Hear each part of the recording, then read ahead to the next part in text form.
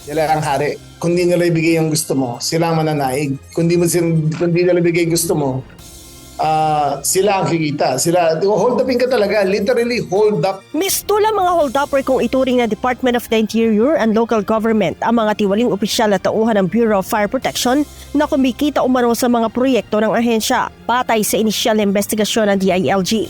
Lumalabas na tumatanggap ng hindi bababa sa 15 bilyong pisong kickback ang mga ito mula sa mga binibiling fire truck. Kaya naman, upang matigil na ang iligal na gawaing ito, minamadali ng DILG ang pagsasampa ng reklamo laban sa mga sangkot na kawani ng BFP. Ayon kay Secretary John Vic Remulla, nasa 20 opisyal at tauhan ng BFP dito pa lamang sa Metro Manila ang unang sasampahan ng reklamo sa Ombudsman. The charges to be appropriately filed, pero he was there in the party, pero hindi siya yung kumausap sa barkada ko. Tao niya ang kumausap sa barkada ko. Tao niya yung kumausap sa inyo. Okay. So kasama siya sa kakasuhan. Sa barkada ko rin. Hindi sila diretso sa takot sa akin lahat ng tao dyan eh. Pero dumaan sila sa isang mga kanang kamay ko. At sinabi nila, pakisabi kay Sec, may 1.5 billion siya sa kada truck.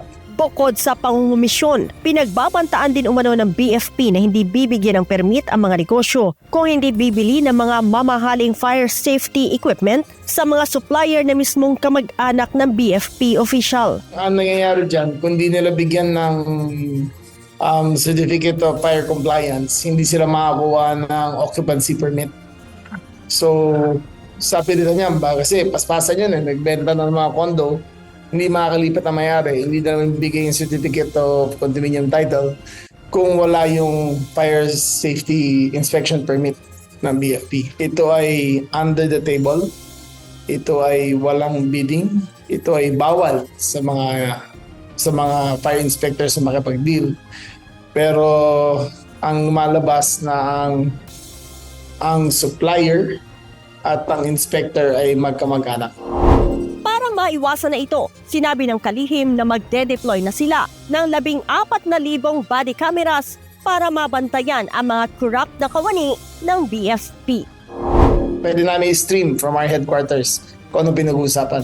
And right there and then, kung sabihin nilang ito may differential fire extinguisher nyo, dapat sasabihin nila yon.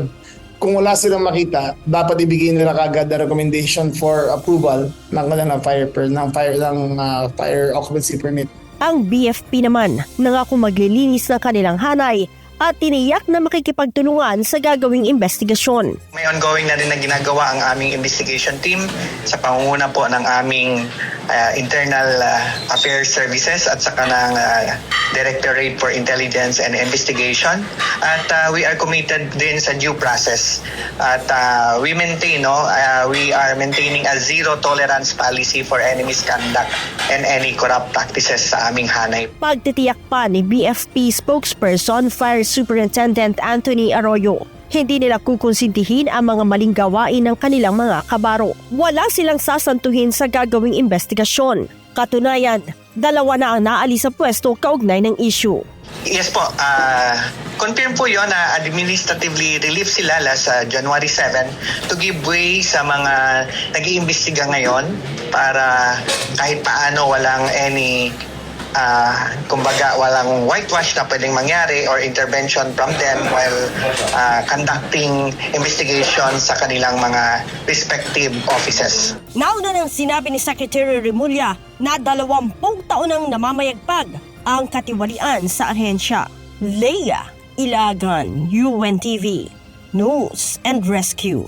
Diyos ang aming santigan, serbisyo publiko ang aming pinahahalagahan.